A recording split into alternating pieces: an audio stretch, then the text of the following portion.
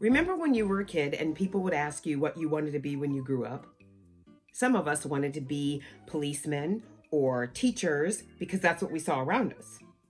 And then others said they wanted to be doctors or attorneys or something that made a lot of money because that's what our parents pushed us towards. I wanted to be a talk show host. They got paid for talking. I was going to do that anyway. People said that's all I ever did since birth, so why not turn that into a career field?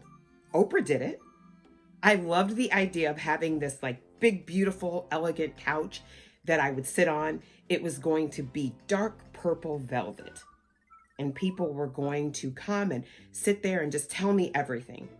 I wanted an audience full of people that interacted. I wanted to be a talk show host. I saw the colors, the outfits. I imagined the places I would travel, the people that I would meet. It was in my mind, just vivid as it could be. And that's where it stayed. I'm not a talk show host. Not yet.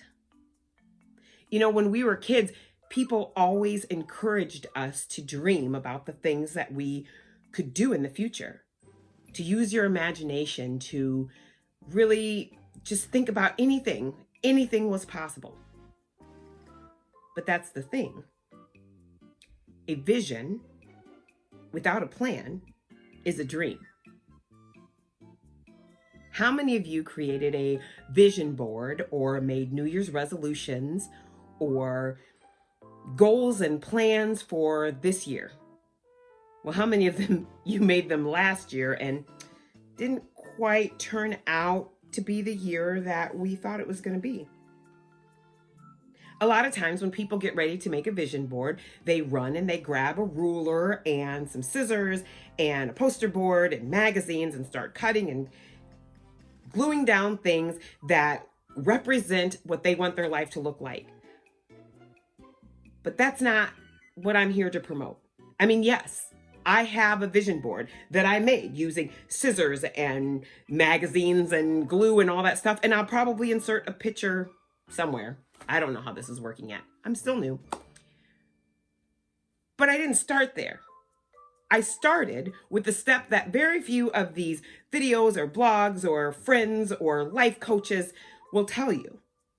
I started by tuning out the opinions and suggestions from other people and relaxing and taking some time in the quiet to visualize what I wanted my life to look like. What did I look like? What was I wearing? What was my personal style? When I closed my eyes and inhaled, what did it smell like? Who was next to me? Where was I? Was I having fun? Was I smiling? Because I want to find a path to joy, but joy looks different for different people. So I wanted my vision board and my vision for my life to reflect what I truly wanted for myself without consideration of what others may want for me. So that's step one. That's where I'm encouraging you to start, to take some time to relax and think about where you want to be in your life. I'm going to go through a series of planning out my life.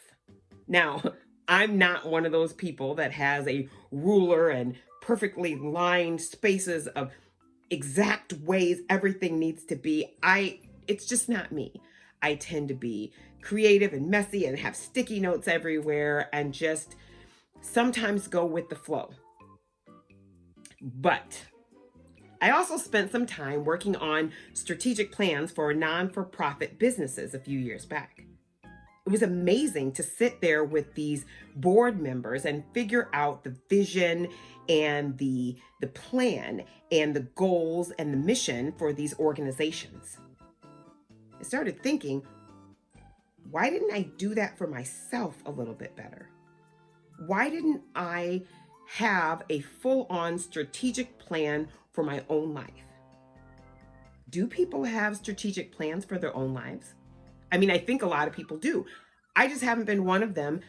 And that stops today. Well, about a month ago, but that's neither here nor there. I gotta work on that time thing, so maybe that needs to go on my vision board. I don't think I put it there. One of the other things that was important for me to have on my vision board was a spot that was completely blank.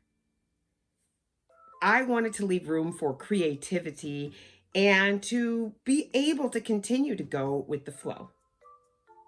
I want to share this journey with you because I know a lot of us sometimes get lost along the way. I also recognize in my learning process and planning process that people learn differently.